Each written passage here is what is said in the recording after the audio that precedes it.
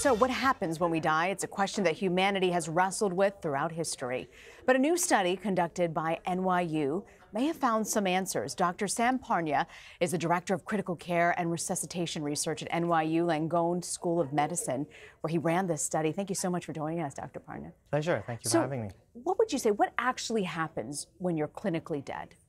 You know, when people die, essentially it's when the heart stops. So this has been going on for, as far as we know, millennia, not longer. And when the heart stops, you stop breathing and your brain shuts down, and that's how we declare people dead. And that's why we give a time of death and we give them a note.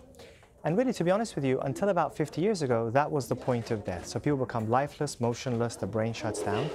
But now through advances in medicine, we can actually bring people back to life even after they've gone beyond that threshold of death, and study what happens to them. And one of the interesting things, of course, is that the brain completely shuts down, as I said.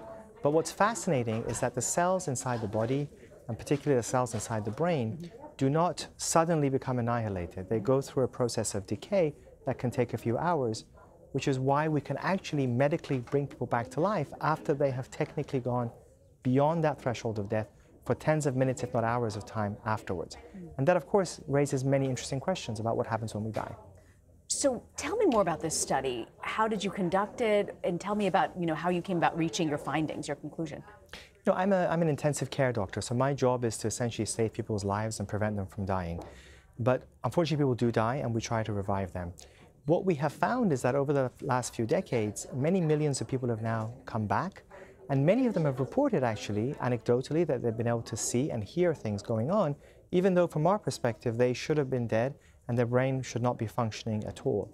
And so we became intrigued to study this, one, because it was fascinating, and two, because we tried to revive people without brain damage and to ensure they don't have any disorders of consciousness, so not becoming like brain damaged or having a vegetative state. At any rate, so this particular study is the largest study ever carried out in the world. It was done in 15 medical centers across the US and in Europe. And we studied more than 2,000 people who'd gone through this cardiac arrest or process of death. And we did not expect people to have any consciousness or awareness, but intriguingly, up to 40% of people came back and had a perception of being aware of what was happening to them, even though they had technically gone beyond the threshold of death. Why do you think that is? Well, there's a lot to it. I should also add that among that group, 10% had a very deep, profound mystical experience that was very true to them. But interestingly, 2% actually had full awareness, could describe all the events that were going on that were validated. So of course the question is, why does that happen? And we don't have the answers, because to our scientific model, when people have died, there should be no more conscious awareness going on. But it sounds like maybe consciousness is able to continue. And by that, I don't mean that they're awake, but that entity that makes us who we are, makes Sam who he is, makes Rena who she is, the self, the mind, seems to continue and doesn't become annihilated after a person has gone through their process of death. Were there any of the people that you studied that completely lost all consciousness? Well, that's what I was trying to explain. Yeah. Everybody loses consciousness immediately as soon as the heart stops. It's not like they're awake and watching us. Well, you mentioned that there were some people who remembered there was some sort of mystical experience that they were going through. Were there some people who said, nope, didn't feel anything, didn't? So some people don't have any recollections. What we don't know is whether they had experiences and forgot it afterwards, and that may be what's happening.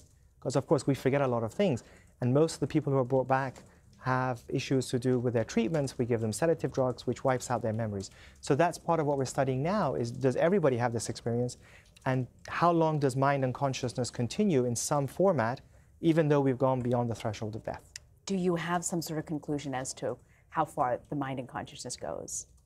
Again, from what we can determine, which is actually fascinating, and it raises questions about our whole science, about what happens when we die, is that it appears that even though people have gone beyond that threshold of death and their brain has shut down, that entity that we call consciousness, the mind, the psyche, whatever you want to call it, does not seem to become annihilated. From the evidence we have, that at least tens of minutes, if not hours of time afterwards, how long beyond that, we don't know at this point. For the folks who have lost consciousness and come back, have there been any long-term effects afterwards? Well, those people who have these very deep, profound, mystical experiences, often they describe a sensation of being very peaceful, seeing a bright, warm, welcoming light, sometimes deceased relatives. And intriguingly, some of them describe a sensation of a being that they describe as being perfect and full of light and love and compassion. Those who have that experience are often very positively transformed for the rest of their lives. It's very profound, it's Really? real to them. They become less afraid of death, they lose their fear of death completely. They engage in altruism, they're more helpful to people, they engage more with family. It completely changes them. So there's something very profound about this experience that they have. We often hear people say, I saw the light, some sort of light. Why do you think it is that some people see that and some people don't? Well, so there are two possibilities. One is that, as you said, only some people see it, and we think that it might be 10%.